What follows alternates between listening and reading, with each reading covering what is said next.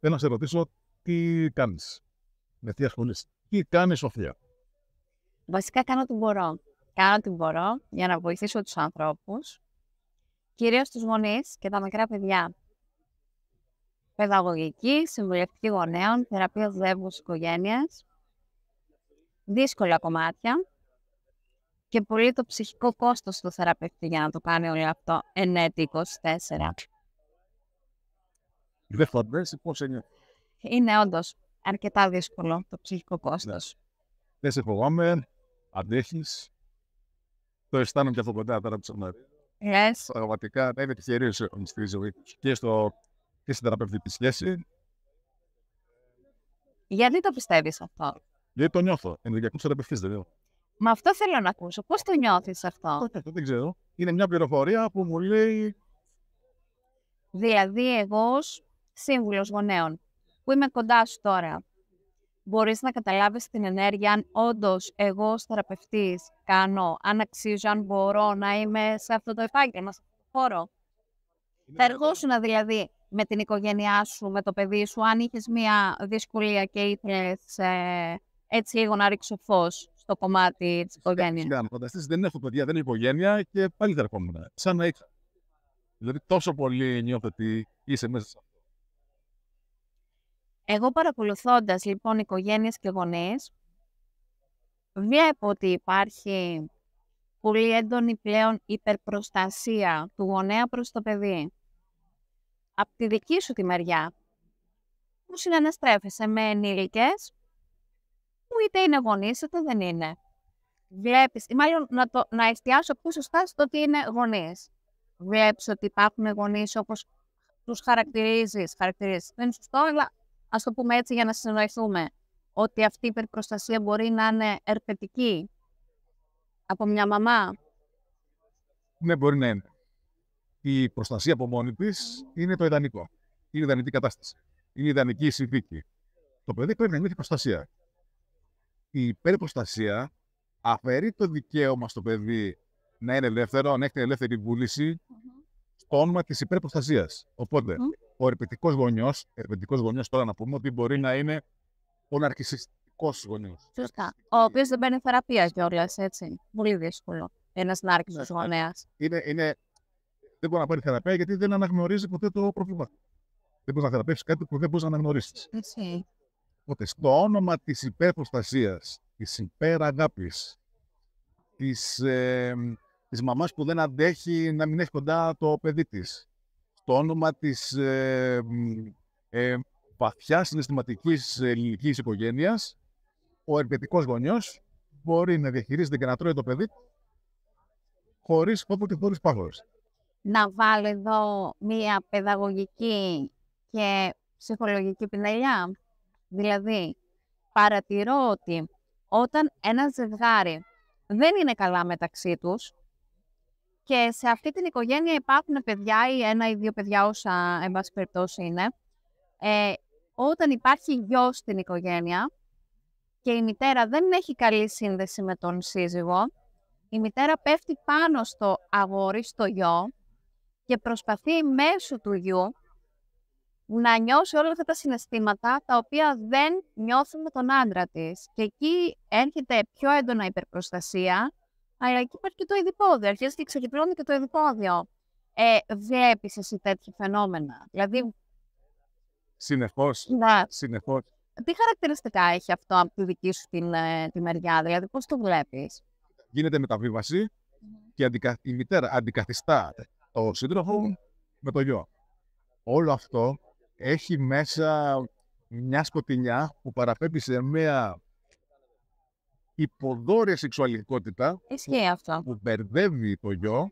Ο γιος ερωτεύεται χωρίς να αναγνωρίζει το σεξουαλικό κομμάτι και όλο αυτό βγάζει μια αρρώστια που μεταδίδεται η αρρώστια και σε όλες τις σχέσεις, τις επόμενες σχέσεις του παιδιού. Εγώ λοιπόν βλέπω ότι αν εντοπίσω μια τέτοια μητέρα, παρατηρώ ότι χρειάζεται πάρα πολύ δουλειά για να μπορέσει να ξεφύγει από αυτό. Και ένα πολύ μεγάλο ποσοστό δυστυχώς δεν το καταφέρνουν να ξεφύγουν από αυτό. Δηλαδή, έχω ας πούμε μια οικογένεια που ο μπαμπάς είναι ναυτικός, ένα πολύ απλό παράδειγμα χαρακτηριστικό. και η μητέρα φέρνει στο κρεβάτι το γιο να κοιμηθούν μαζί, που μπορεί να είναι είτε 3 ετών είτε 15 ετών.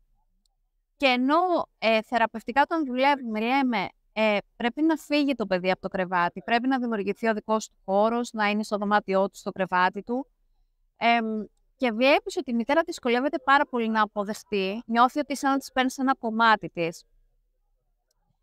Εσύ από τη δική σου τη μεριά βλέπεις ότι υπάρχει κάποια τελικά λύση συμφώνου, συμβίωση, συμφώνου.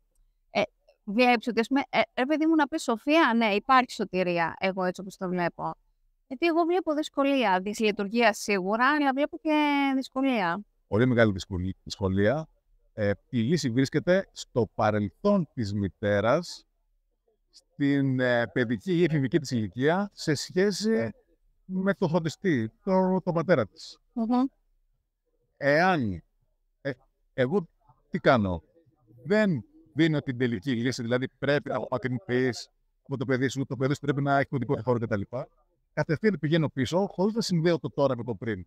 Ας μιλήσουμε για το παρελθόν. Οπότε η μητέρα δεν προβάλλει αντίσταση.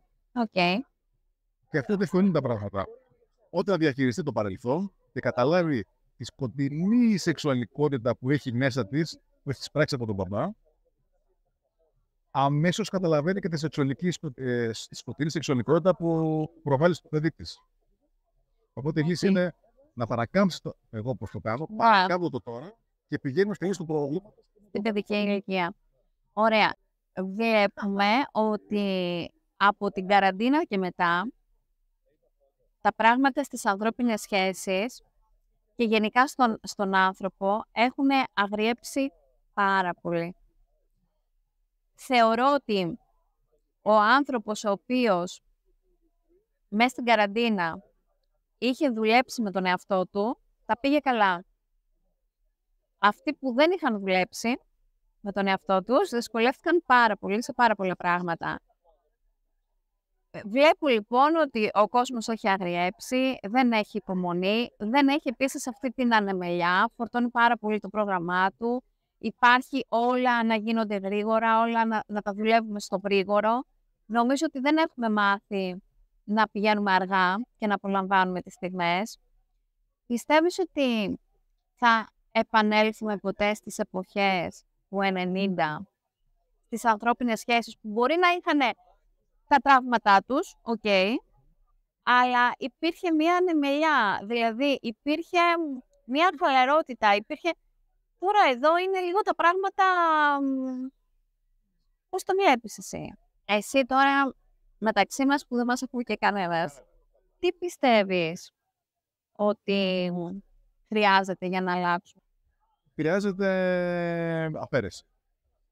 Δηλαδή, τι έχουμε, τι είσαι κάποιος, τι μπορώ να αφαιρέσω, ποιο είναι το πιο άχρηστο, το αφαιρείς. Μετά το επόμενο άχρηστο, το αφαιρείς. Το επόμενο, και μετά αρχίζεις και αφαιρείς αξίες που είναι της κοινωνίας και στερεότυπα, κοινωνικά πρότυπα και όλα αυτά.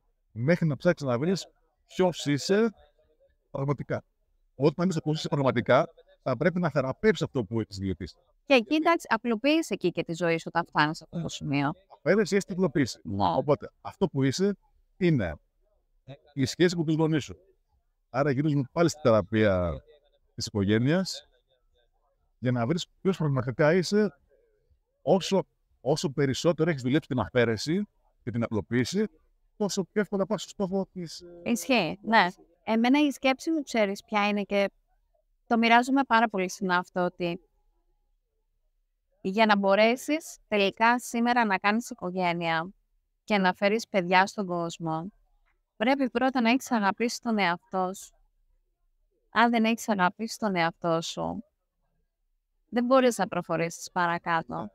Γιατί βλέπω ότι ενήλικα παιδιά μπαίνουν στη διαδικασία να κάνουν οικογένεια και να δημιουργήσουν τελικά, να μεγαλώσουν, να γεννήσουν παιδιά, τα οποία οι ίδιοι ως ενήλικες δεν είναι έτοιμοι να κάνουν βασικά πράγματα με τον εαυτό τους.